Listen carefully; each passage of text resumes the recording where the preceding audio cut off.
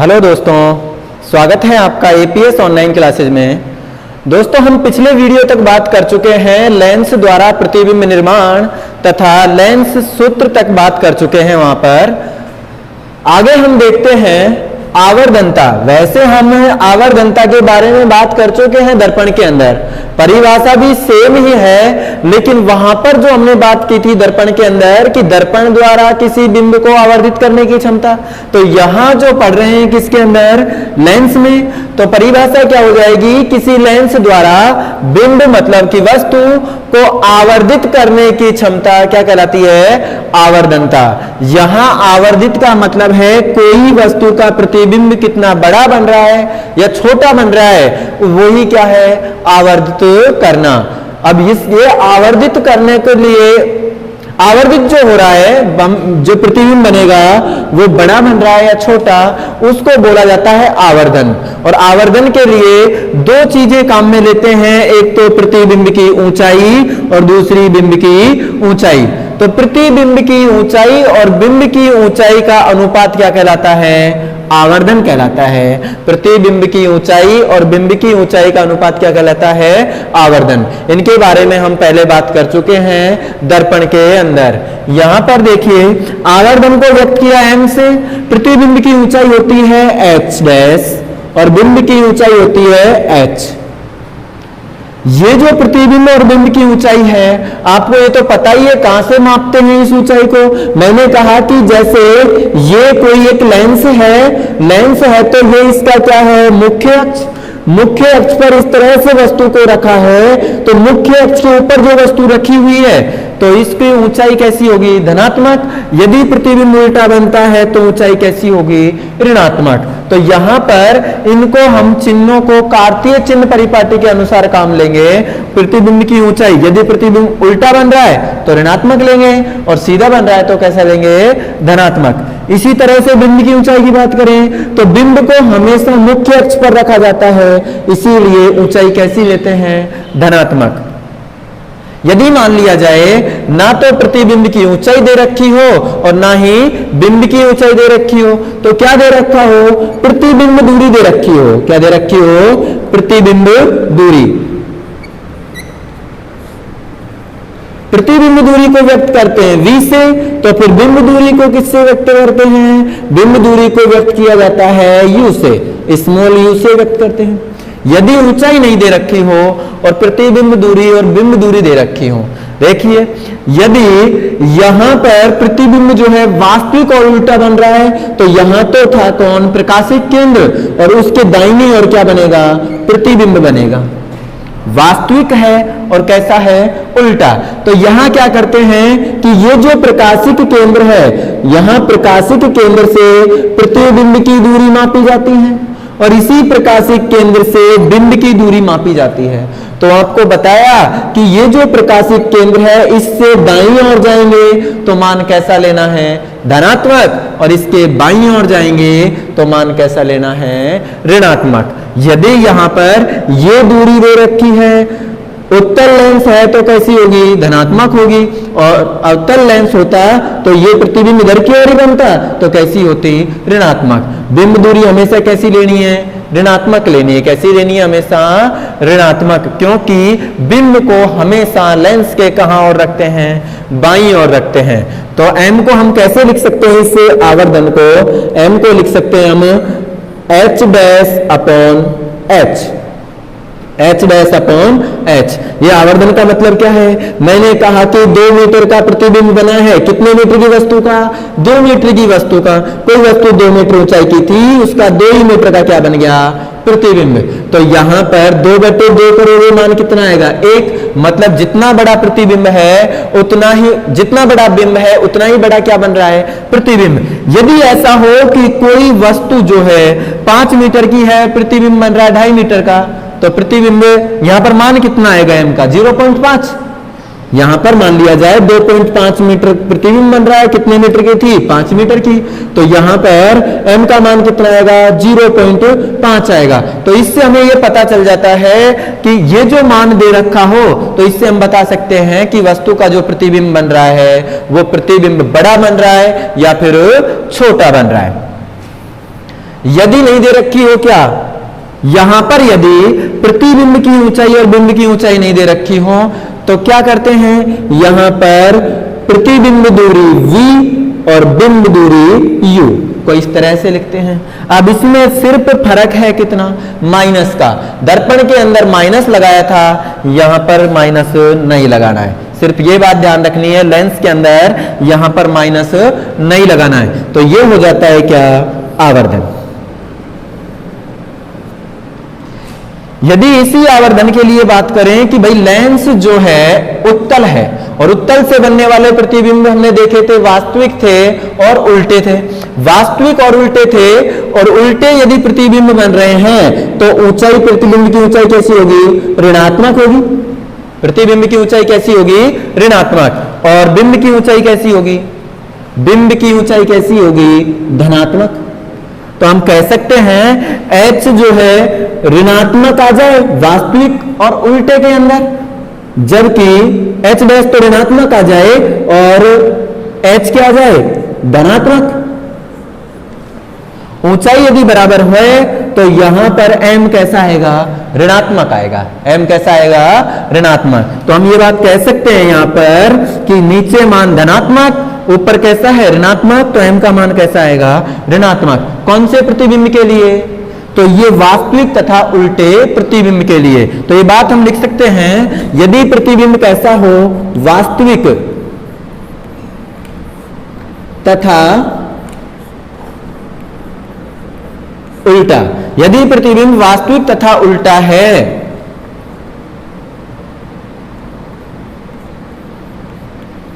तो आवर्धन कैसा होगा,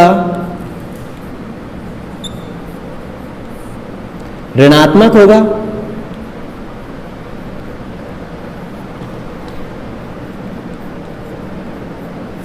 यदि इसकी जगह बोल दे प्रतिबिंब कैसा हो, आभासी तथा सीधा।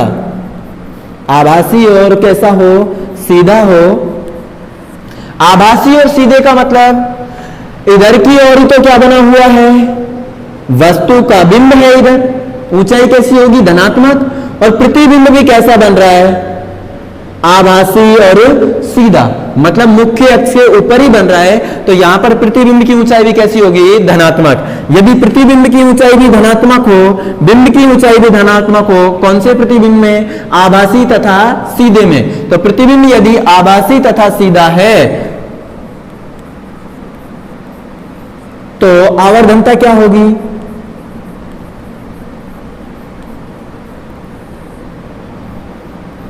आवर्धनता धनात्मक होगी।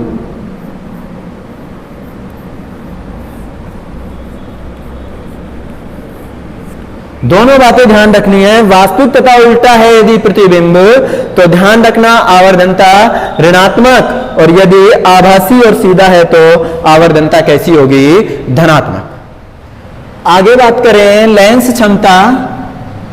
लेंस क्षमता क्या है, तो लेंस द्वारा प्रकाश किरणों को अभिसारित करना, मतलब जो फैली हुई प्रकाश किरण आ रही हैं उनको एक जगह इकट्ठा करना, या अपसारित करने की क्षमता।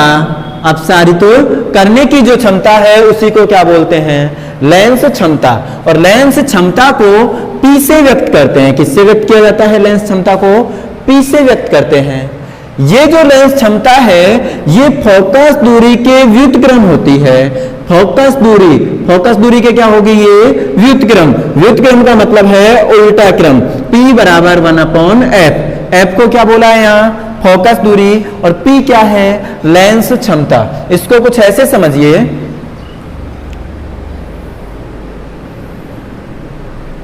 जैसे मान लिया यहां पर ये दो तरह के लेंस बनाए हैं, पहचान रहे होंगे आप इनको। किनारों से जो पतला था उत्तल, और जो किनारों से मोटा मध्य से पतला उसको क्या बोलेंगे, अवतल। ये इसका यहां से क्या हो गया, मुख्य अक्ष। यहां पर व्यक्त किया था हमने प्रकाशी को, केंद्र को। आपको ये बताया कि ये जो लेंस है उत्तल लेंस, इसके दाईं ओर क्या होगा, मुख्य फोकस एक तो बाईं ओर होगा और दूसरा किधर की ओर होगा, दाईं ओर। जिधर इसमें प्रतिबिंब बनता है उधर की जो बिंदु है जिसको बोला था मुख्य फोकस। प्रकाशिक केंद्र और मुख्य फोकस के बीच की दूरी को क्या बोला था? फोकस दूरी। तो कह सकते हैं कि इस प्रकाशिक केंद्र O तथा F के बीच की दूरी को फोकस दूरी कहते हैं। क्या कहते हैं? फोकस दूरी। तो यहां पर फोकस दूरी कैसी होती है? यहां फोकस दूरी होती है धनात्मक। ऐसे ही यहां बात करें तो प्रकाश किरणों को क्या करता है? बिखेर देता है, और जिस बिंदु से प्रकाश किरणें आती हुई प्रतीत होती हैं उस बिंदु को क्या कहा था? मुख्य फोकस। प्रकाशिक केंद्र O तथा F के बीच की दूरी को क्या बोलेंगे? फोकस दूरी।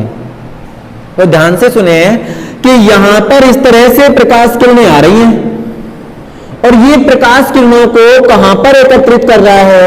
मुख्य फोकस F पर। मतलब इसकी फोकस दूरी इतनी है तो ये इनको यहां पर इकट्ठा करेगा।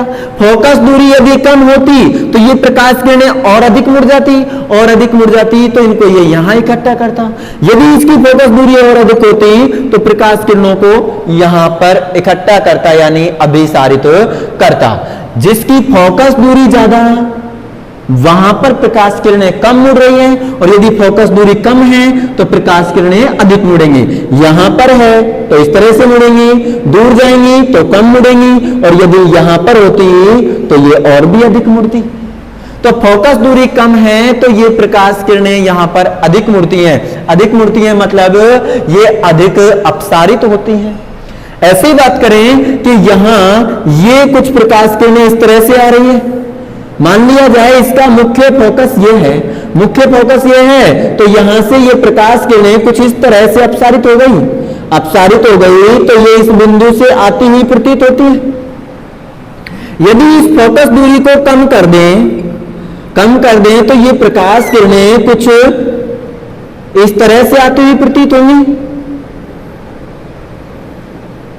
जैसे जैसे फोकस दूरी को कम किया ये प्रकाश किरणों को और अधिक क्या कर रहा है? बिखेर रहा है। यदि फोकस दूरी को बढ़ा देंगे तो ये प्रकाश किरणों को कम बिखेरेगा मतलब अपसारित करेगा। तो जैसे जैसे यहां फोकस दूरी बढ़ी थी वैसे वैसे ये अभिसारित कर रहा था, अभिसारित कर रहा था। यहां पर जैसे जैसे फोकस दूरी बढ़ेगी ये प्रकाश किरणों को कम अपसारित करेगा।